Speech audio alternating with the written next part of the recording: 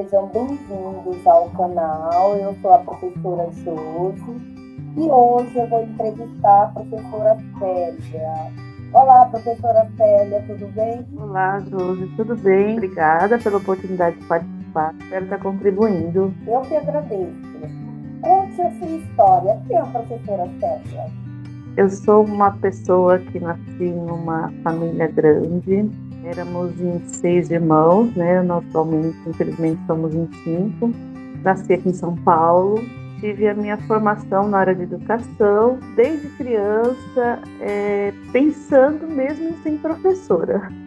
Isso eu me lembro, quando era criança, eu brincava com as minhas bonecas e naquela época o padrão que a gente tinha de sala de aula era uma carteira atrás da outra, né? E eu enfileirava minhas bonecas e porque dos meus irmãos eu sou a mais nova. Meu irmão mais novo tem 7 anos de diferença. Então eu brinquei muito sozinha. E aí eu brincava sozinha com as minhas bonecas, colocava todas as bonecas ali para assistir a minha aula. Eu voltava da escola e já continuava. Então isso é uma coisa que vem desde criança. E ao longo do tempo esse desejo de participar na área da educação, né, de me formar nessa área, ele foi só crescendo. Eu sempre muito gostei de natureza, de seres vivos, e aí eu pensei em que área, né, eu poderia trabalhar, porque a educação não é só de hoje, mas ela nem sempre mesmo ela nunca foi vista da forma como deveria, né, com bons olhos. Então, nós mesmos temos um preconceito, mesmo os educadores, e aí fiquei pensando em que área que eu poderia atuar para não ser só professora. E aí surgiu, como eu sempre gostei dessa questão da vida, da natureza, dos seres vivos em geral, eu fui estudar biologia. Foi o meu primeiro curso. Me formei em biologia em 96. Na época eu até tentei trabalhar na área de laboratório, fiz estágio em laboratório, na área de análises clínicas, na área de pesquisa, mas não deu certo. Eu me sentia presa ali dentro daquela sala, eu falei, isso aqui não é para mim. E eu fui para a escola, comecei a trabalhar na escola, na área da educação fundamental, inicialmente, com aulas de ciências na rede pública.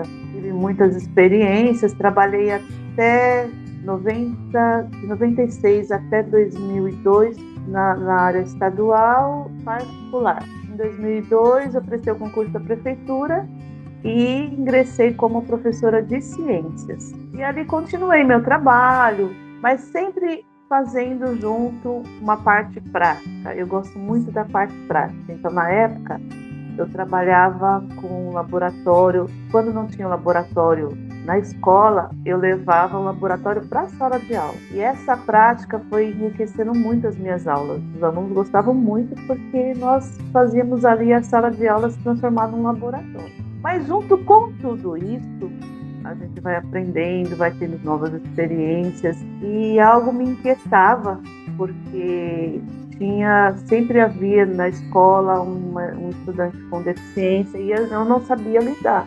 Estudava, fazia cursos, mas não sabia muito lidar, e eu resolvi fazer uma pós-graduação na área de educação especial. Em 2014 eu fiz essa pós.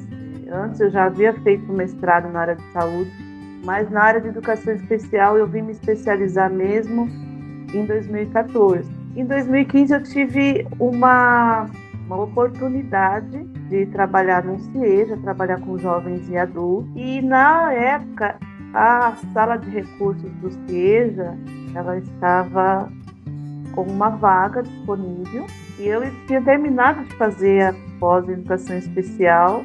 Eu fiz para poder trabalhar com os meus alunos em sala de aula mesmo, mas surgiu a oportunidade de trabalhar na sala de recursos, e eu aceitei o desafio, mesmo não querendo na época.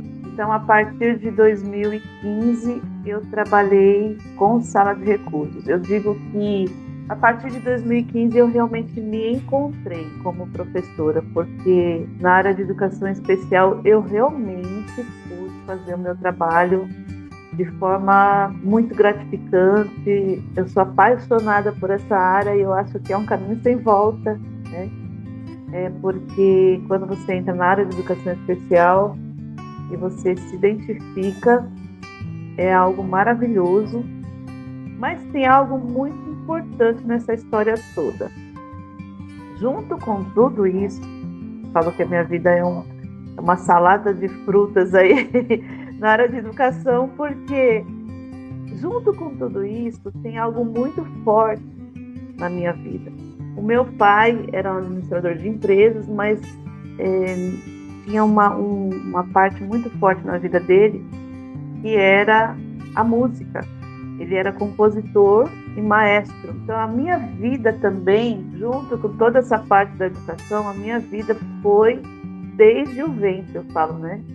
Foi viver a música, participar de coral, foi participar, sempre aprender um instrumento, mesmo que não fosse com todas as regras ali de leitura, mas a gente sempre teve essa participação muito ativa na música. Mas essa participação era um hobby, então vamos viver, vamos cantar juntos aqui, vamos participar de coral, mas não profissionalmente. Eu nunca pensei em fazer algo nesse sentido na área profissional. Vivi maravilhosamente participando de eventos, de situações que eu amo e participo até hoje, participando de coral, de apresentações, isso fora do trabalho. Mas em 2014 eu participei de um projeto da Prefeitura de São Paulo, que é o Canta São Paulo, que abriu os meus olhos que eu poderia sim juntar essa parte tão agradável, tão apaixonante com o meu trabalho. Foi aí que, depois de participar, né, e ter a formação como orientadora coral, eu comecei a desenvolver um projeto dentro da sala de recursos. Ele começou na escola, né, no geral, mas ele veio mesmo para a sala de recursos, ele se efetivou na sala de recursos, que é um projeto usando a música como um recurso no atendimento educacional especializado. Nesse projeto eu tenho aprendido que a música ela é para todos, não interessa se você tem uma deficiência ou não, é um recurso maravilhoso que contribui muito para você eliminar uma série de barreiras, inclusive a título de preconceito, de atitude, de visão das pessoas. E aí eu gostaria depois de poder falar um pouquinho mais a respeito desse projeto, que é algo apaixonante que tem acontecido na minha vida. Ótimo, linda história. Célia, como você já citou o projeto, pode dar continuidade a falar dele, esse projeto lindo. Claro que é um projeto lindo e apaixonante mesmo, porque as pessoas ficam felizes, elas se tornam mais felizes quando a música está presente, isso é fato. O que aconteceu? Lá no CIEJA, na sala de recursos, eu comecei a perceber que quando eu colocava uma música, eu cantava, eu estimulava a oralidade também, a participação, o desenvolvimento deles. Eu falei, eu vou começar a desenvolver, vou fazer algo à parte com esse projeto. Então, fazer um projeto separado da sala de recursos, mas ao mesmo tempo utilizando como recurso. Então, eu comecei a desenvolver jogos musicais, começar a trabalhar uma música e estimular a memória para que eles continuassem cantando aquela música. Eu comecei a desenvolver jogos com ritmo, isso facilitou também a percepção corporal, percepção auditiva, várias percepções necessárias, né, para o desenvolvimento do atendimento ali, de acordo com a barreira que a gente encontrava com tal estudante. Então, isso também ia auxiliando. O próprio canto. Então, o que começou a acontecer? Nós começamos a selecionar músicas que eram de interesse deles, aumentar o repertório também, porque à medida que eles escolhiam uma música e eu escolhia outra, então tinha uma troca. Faziam uma, eu fazia outra. E aí nós íamos cantando. E com isso eu fui trabalhando dicção, eu fui trabalhando o uso mesmo da voz. Alguns não falavam, mas na hora de cantar, cantavam. E era aquela alegria de estar participando. Todas as vezes que nós desenvolvemos o projeto, as aulas estavam acontecendo ali também na escola. E as pessoas passavam pela minha sala e escutavam a gente cantando. Então eu falo que foi uma inclusão reversa, eu chamo esse projeto de inclusão reversa, porque ele começou com os estudantes com deficiência e daqui a pouco outros estudantes que não eram da sala, não tinham atendimento da sala de recursos, começaram a querer participar. Pode participar aí do coral? Pode participar. E aí nós começamos a agregar. Então todas as vezes tinha uma apresentação na escola, agora não era mais só os estudantes com deficiência que iam apresentar como algo exclusivo deles. Era inclusive a tal ponto de que os outros iam participar. Não eram estudantes com deficiência que iam participar de um projeto da escola. Eram os demais estudantes que iam participar de um projeto que nasceu dentro da sala de recursos. Isso atingiu um grau tal que nós tivemos participação de pais, né, em reuniões, dos próprios professores. Quando eu saí do SEJA, eu saí o ano passado, né, para assumir um cargo na DRE. Foi interessante porque nós já tínhamos até mesmo um coral de professores. Então, contagiou maravilhosamente, foi algo muito gostoso. Foi uma experiência de 7 anos que eu tive ali e que eu vou levar para a minha vida, porque quanto que foi gratificante no sentido de visibilidade. Muitas vezes nós fazemos um projeto e esse projeto ele não chega ao conhecimento das pessoas. E às vezes nós ficamos um pouco desanimados com isso. Eu vejo isso muito acontecer com os professores. Eu trabalhei tanto e ninguém viu. Só que nós mesmos precisamos mostrar o que é feito. Nós precisamos mostrar e não mostrar só no papel, mostrar em ações. Então, todas as vezes que tinha um sarau, que tinha uma apresentação cultural na escola, tinha abertura do coral. Tinha abertura do coral do projeto e não somente a abertura do coral, mas eles também tiveram acesso a vários instrumentos. Essa unidade escolar, eles investiram bastante. Isso é muito importante também. Eles investiram bastante na aparelhagem ali da sala, né, na instrumentalização. Então, nós tínhamos ali um teclado. Eu tive uma experiência muito interessante com o teclado, faço uma parte aqui para falar.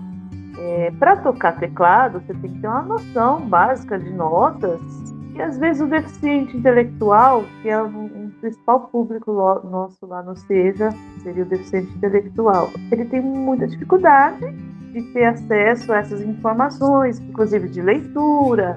Leitura de partitura é algo que é difícil. As pessoas falam assim, é uma linguagem, não se aprende da noite para o dia. E eu fiquei imaginando como que eu poderia passar uma informação de uma nota, que eu queria que ele tocasse uma nota, sem a leitura de uma partitura, de forma que fosse um comando simples e fácil compreensão, que ele pudesse executar esse comando. Eu comecei a usar cores nas teclas. E eu comecei a fazer uma partitura com cores. Então, se eu gostaria que ele tocasse, por exemplo, a nota Dó, eu ia colocar a nota Dó, digamos, de cor verde. E eu dava a cor verde na partitura e ele já sabia que ele tinha. Então, era uma leitura, era uma simulação, mas de forma mais diretiva.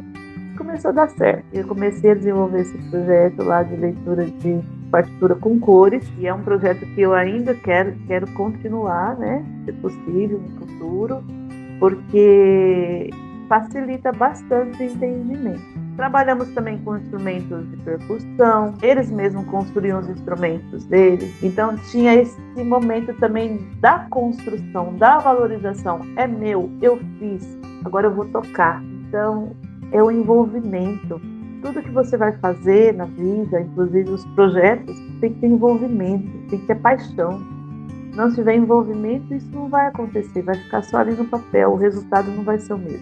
Então, eu acho que o sucesso, né, de todo esse projeto, da forma como ele aconteceu, foi o envolvimento e a paixão que todo mundo que participou teve. Eu acho que começando por mim, que recebi isso dos meus pais, especialmente do meu pai, que era um apaixonado pela música, cantou comigo até o final da vida.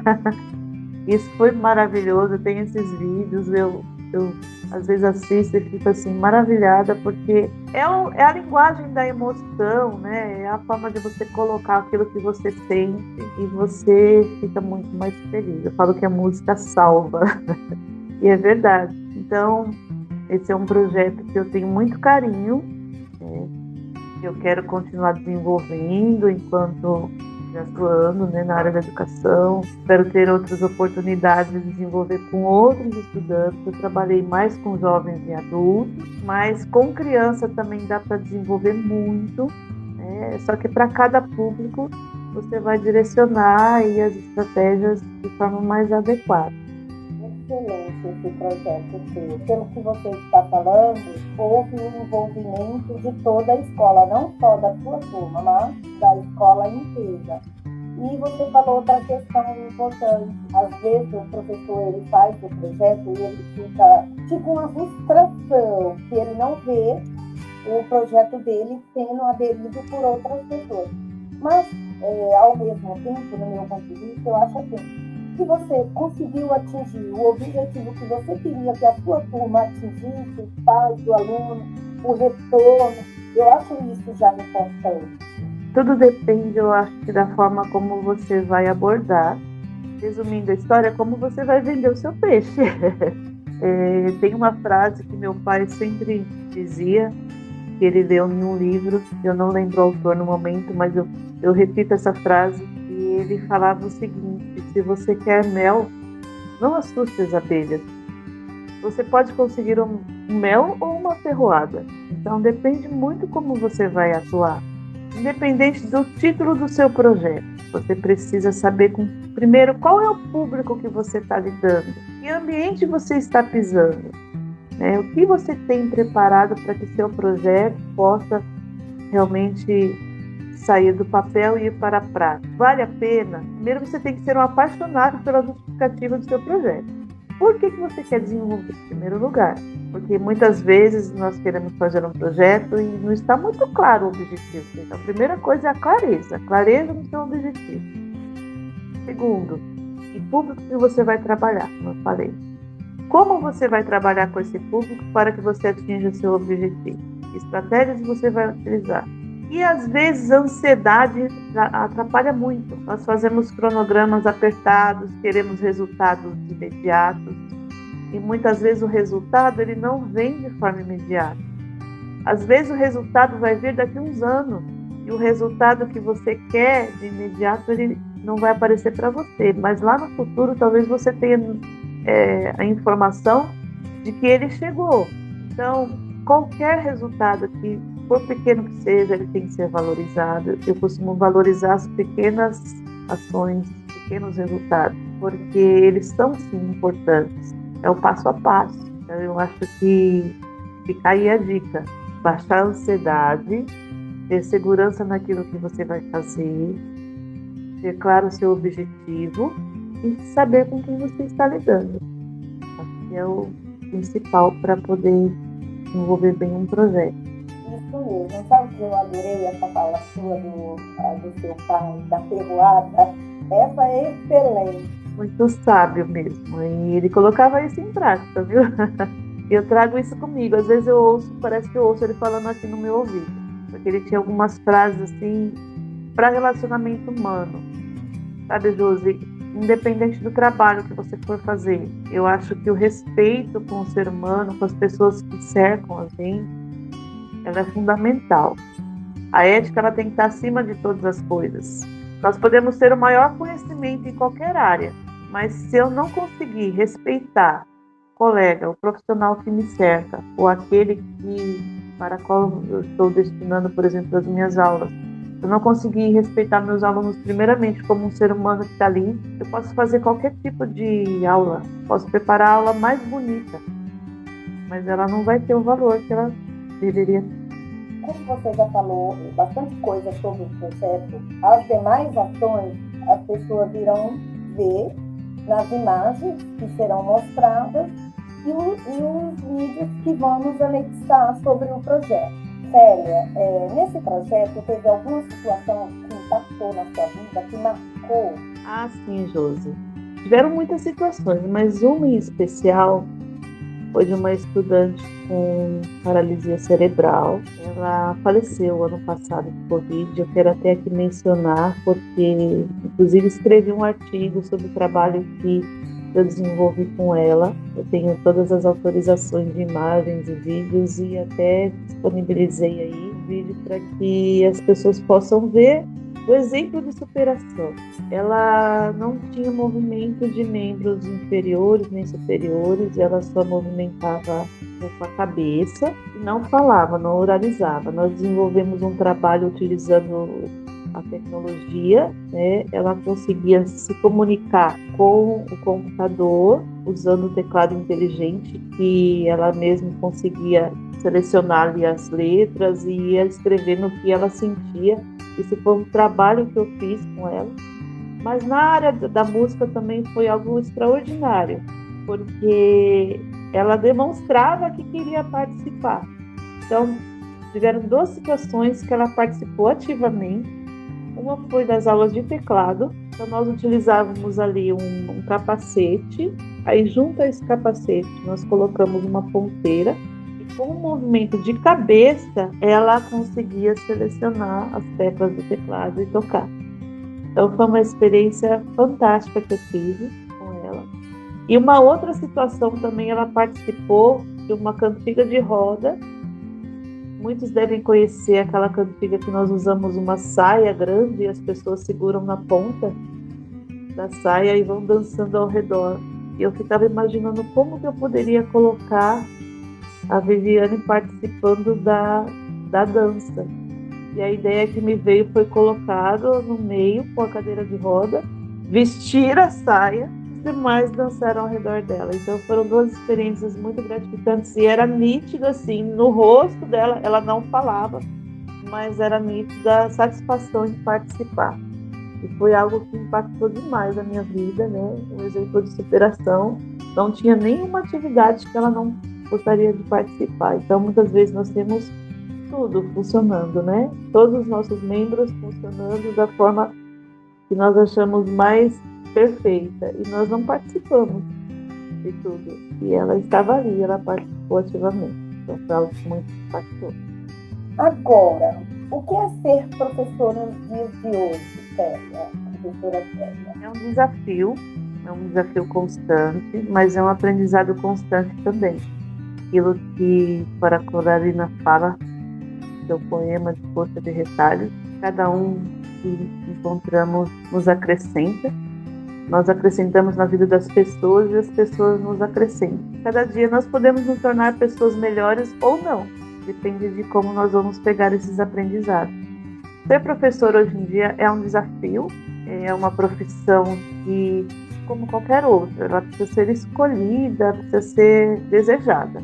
Eu não posso ser um professor porque eu não consegui ser outra coisa. Aí não vai dar certo. Mas é uma profissão que eu tenho muito orgulho. Eu não seria outra coisa. E eu encorajo, sim, quem tem esse dom. Eu falo que é um dom mesmo, porque é relacionamento humano, precisa ter muita sensibilidade, precisa estudar muito. É uma construção constante e é uma profissão que exige reciclagem o tempo inteiro. Precisa o tempo inteiro você estar atento ao que está acontecendo e de muito aprendizado. Então, ainda não é valorizado como deveria, mas acho que nós, como profissionais de educação, precisamos primeiro nos valorizar. Porque eu já vi muito professor falando, professor sofredor. Tudo bem. Não é fácil mesmo, mas se nós também não valorizarmos o nosso trabalho, ninguém vai valorizar. Então, acho que tem que partir do próprio professor a valorização do seu trabalho. E eu gosto do que eu faço, eu estou feliz com o que eu faço. Isso mesmo, é o que eu falo sempre. Eu sou professora não porque eu não tive outra coisa para fazer. Eu sou professora porque eu quero ser professora, eu gosto de ser professora. Eu acordo de manhã e eu acordo animada para ir para o meu trabalho. Eu acordo muito animada porque eu gosto do que eu faço. Então, a partir da hora que o professor aprender a se valorizar, ele será valorizado também. Então, tem que ter uma mudança de postura. Isso mesmo. Precisa mudar a postura do próprio professor primeiro. Para depois ele exigir que os outros olhem para ele com respeito. Não se respeita, por exemplo, uma outra profissão, mas aquela profissão, por que ela é respeitada? O próprio profissional já se impõe como profissional que ele é. Se você for pensar em qualquer outra área, olha, vamos citar aqui o médico é respeitado, ótimo, mas ele desvaloriza o trabalho dele? Não. Então, a primeira coisa é isso, valorização. Não adianta querer só do outro, né? Precisam trabalhar interno também. Eu quero encorajar os professores que estão na rede, tanto na rede estadual, municipal, particular, todos, que desenvolvam projetos de música com seus alunos. A música salva. Independente, mas eu não sou formada, eu também não sou, gente, eu também não tenho formação acadêmica musical. A minha formação são de cursos que eu fiz ao longo da minha vida e experiência prática que eu tenho que canto de coral desde criança. Mas a música é maravilhosa e ela desenvolve muitos aspectos, né, que ajudam demais na educação. Então, quero encorajar todos aí a vamos ser felizes. Vamos cantar. E agradeço mesmo imensamente, Josi, por ter participado da entrevista. Fiquei muito feliz, me senti muito à vontade, porque eu estou falando daquilo que eu gosto de fazer, trabalho que eu sou apaixonada. Espero ter contribuído. Eu agradeço, gratidão pela sua participação e por acreditar no meu trabalho. Muito obrigada. Tchau, pessoal, e até o próximo vídeo.